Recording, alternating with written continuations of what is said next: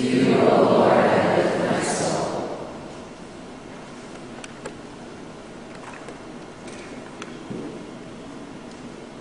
When he was 35 years old, I thought he had finally understood the meaning of life and understood God. He met an old and wise man who told him about the prophets of the Old Testament and also told him about Jesus Christ and his disciples who followed Jesus' way. Edmonston.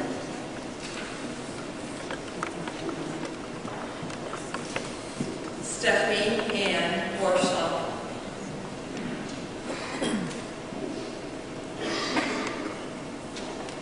Kalina Jo Larkin.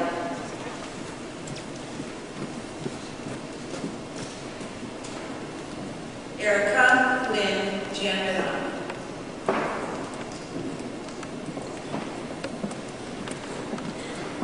Megan Key.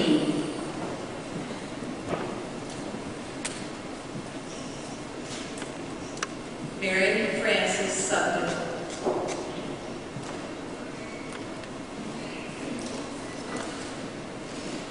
Alexandria P. Rodriguez.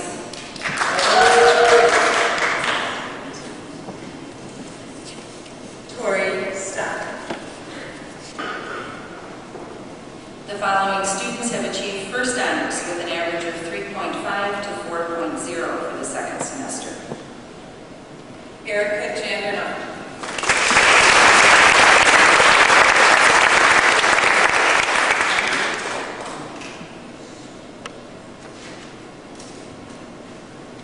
Kelly Larkin.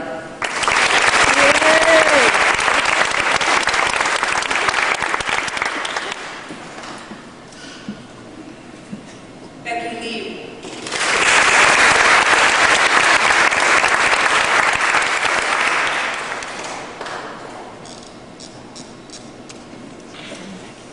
And Ben Zapchin.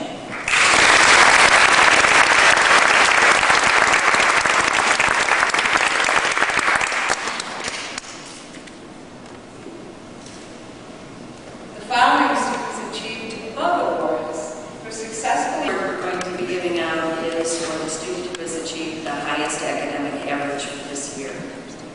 This year, the award for achieving the highest academic average in the 8th grade class of the year is presented to Kalina Jo Larkin.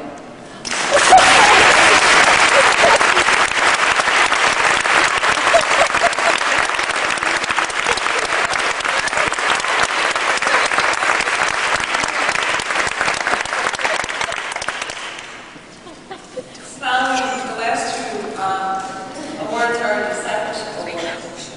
The students who received the discipleship award are ones who have demonstrated an attitude of generosity, willingness to give, openness to the needs of peers and teachers. This year, the discipleship award is bestowed on Amy Biskowitz,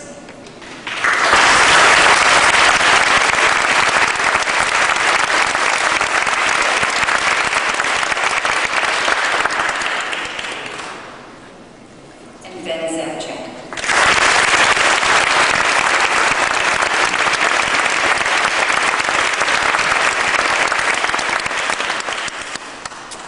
Thank you, Monsignor.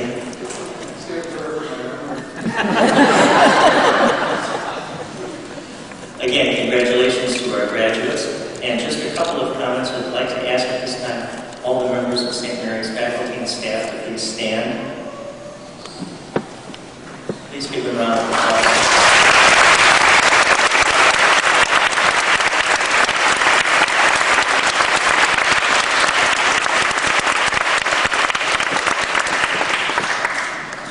A lot of work has been done, a lot of help, dedication, and equity has been put into the boys and girls tonight along the years by all of our staff members. So we all share the productivity of their work as well as what was accomplished by our boys and girls this year. Talking about things that were accomplished, just last Thursday, Friday, we had an opportunity to travel together as a group to Springfield.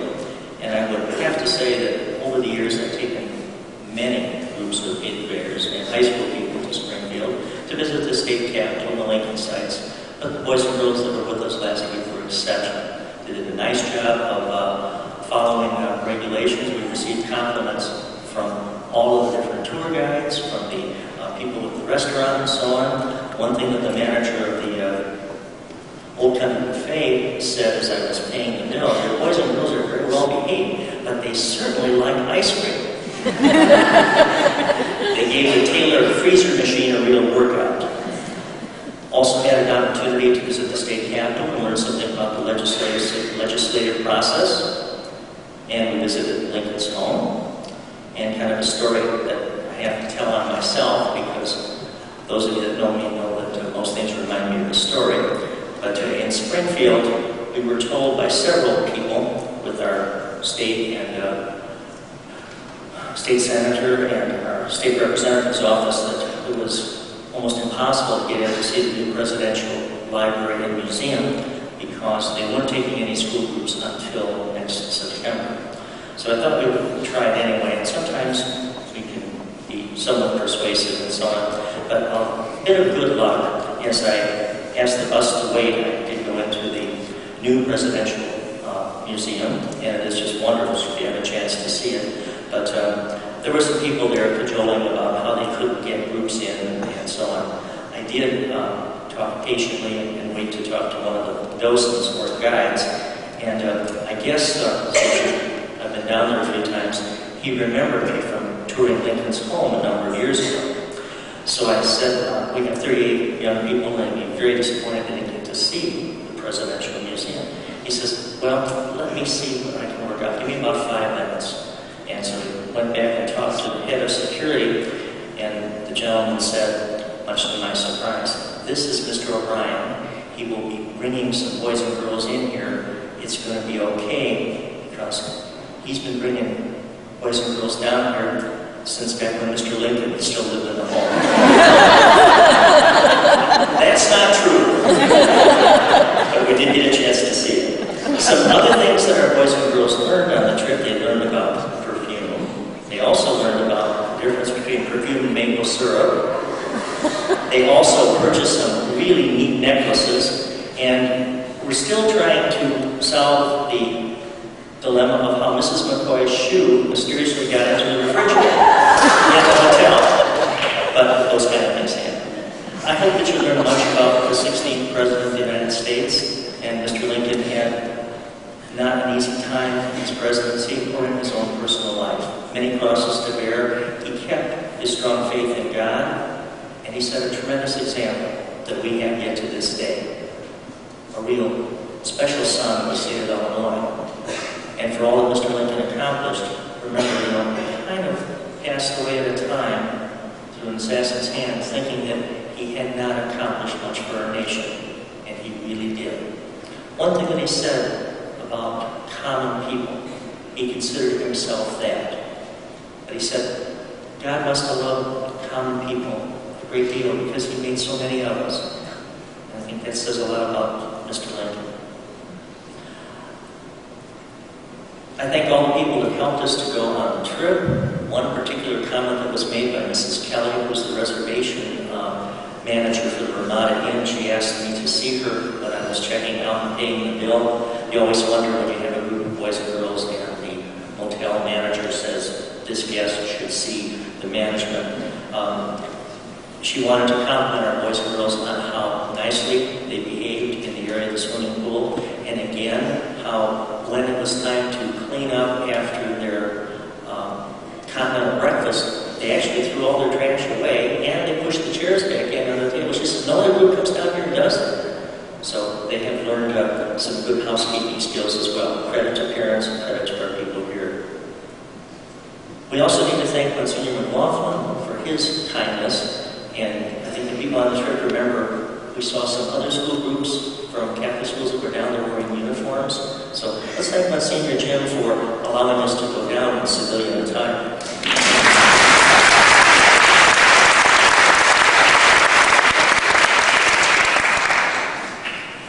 And as your principal, we start each school day with a prayer and pledge of allegiance and also some announcements. My last announcements to you will be very brief. Number one, always be ready to learn new things as you proceed in life.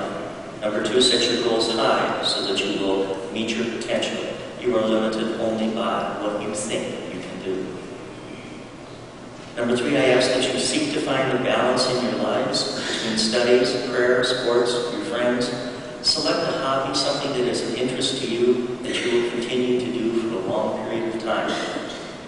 Number 4, always try to remember as you move through your life as young men and women and young adults and older adults.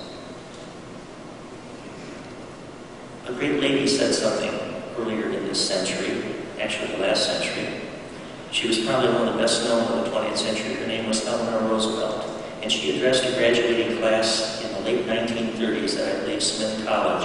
And she said, "No one can ever make you feel inferior unless you let them do it to you."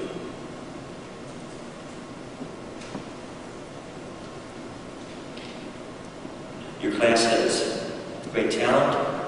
You enjoy each other. You have a good sense of humor and a sense of purpose. You have been charitable. You have collected food. You have supported our troops away in commission of their duties to defend our country and defend freedom by sending products and personal care items, which was greatly appreciated. I enjoyed also the times that we had and were able to share lessons together in American history classes. You are all excellent students, and you will go far. One of the last things I'll ask kind of everyone to do, and especially the parents and grandparents, if you'd stand for just a moment, please. Parents and grandparents of our graduating class.